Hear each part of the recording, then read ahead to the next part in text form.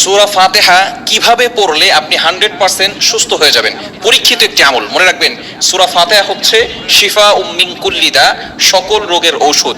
বিশেষ করে আমরা অনেকে এটা জানি না, সূরা ফাতিহা কিন্তু একটা দোয়া, এটা আমরা অনেকেই জানি না। এটার নামই হচ্ছে দোয়া, সূরাতুল ফাতিহা। এটা হচ্ছে দোয়া, এটা উম্মুল কোরআন বলা হয়। মনে রাখবেন, কোরআনের ভিতরে কিন্তু শিফা রয়েছে। আল্লাহ তাআলা পবিত্র কোরআনুল কারীমের ভিতরে নিজেই বলে দিয়েছেন। 15 নম্বর পারা 9 নম্বর পৃষ্ঠার 2 নম্বর লাইন, সূরা বনী ইসরাঈলের 82 নম্বর আয়াত, আল্লাহ তাআলা বলছেন, ওয়া নুনাজ্জিলু মিনাল কুরআন মা হুয়া শিফাউন ওয়া রাহমাতুল লিল মুমিনিন। আমি আল্লাহ তাআলা মুমিনদের জন্য এই কোরআনটাকে রহমত স্বরূপ, শিফা স্বরূপ নাজিল করে দিয়েছি। বলেন সুবহানাল্লাহ। কেন ইমাজিদের আপনি কল্পনা করতে পারছেন, এই কোরআন কিন্তু আপনার জন্য শিফা। দুরারোগ্য ব্যাধি ডক্টররা বলে দিয়েছে যে আপনি আর কিছুদিন পরে দুনিয়া থেকে বিদায় নেবেন, তারাও এই আমলটি করে কিন্তু ফায়দা পেয়েছে। সুতরাং আপনি যদি আমলটি করতে পারেন, অবশ্যই আল্লাহর পক্ষ থেকে সাহায্য আসবে।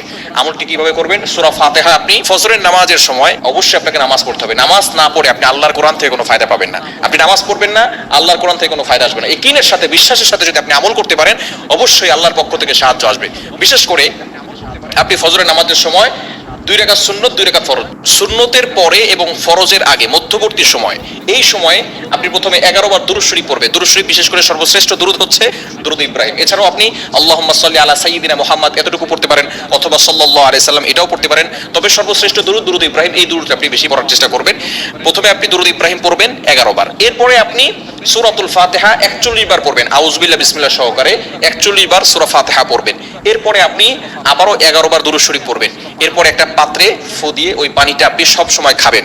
ইনশাআল্লাহ আল্লাহ পাক রব্বুল আলামিন আপনাকে সুস্থতার নিয়ামত দান করবেন। আপনি কল্পনাও করতে পারবেন না, যত ধরনের অসুস্থতা থাকুক না কেন, যদি আপনি আমলটা করতে পারেন এবং এই পানি আপনি খেতে পারেন, আল্লাহ পাক রব্বুল আলামিন আপনাকে সুস্থতার নিয়ামত দান করবেন। মনে রাখবেন, কোরআনের ভিতরে শিফা রয়েছে এবং সূরাতুল ফাতিহা হচ্ছে শিফা মিন কুল্লি দা।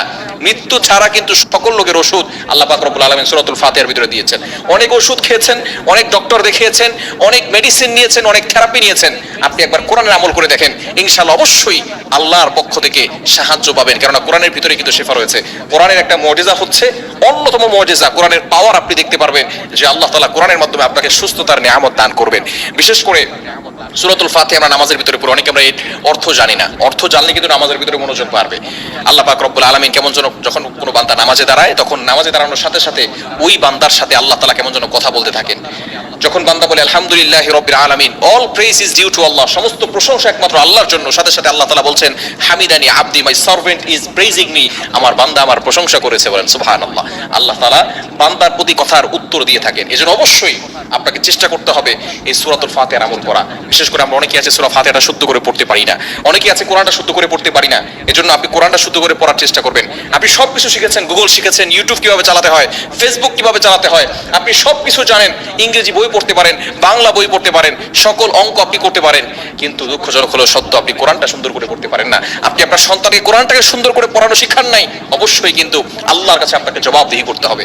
এজন্য সূরাতুল ফাতিহা 41 বার পড়বেন, 11 বার দুরূদ শরীফ পড়ে 41 বার সূরা ফাতিহা পড়বেন। এরপরে আবার 11 বার দুরূদ শরীফ পড়ে একটা পাত্রে ফু দিবেন, পানিতে ফু দেওয়ার পরে আপনি আমলটি করবেন। ইনশাআল্লাহ অবশ্যই আল্লাহ পাক রব্বুল আলামিন 100% আপনাকে সুস্থতার নিয়ামত দান করবেন। আল্লাহ আমাদের সকলকে এই আমলটি করার তৌফিক দান করেন।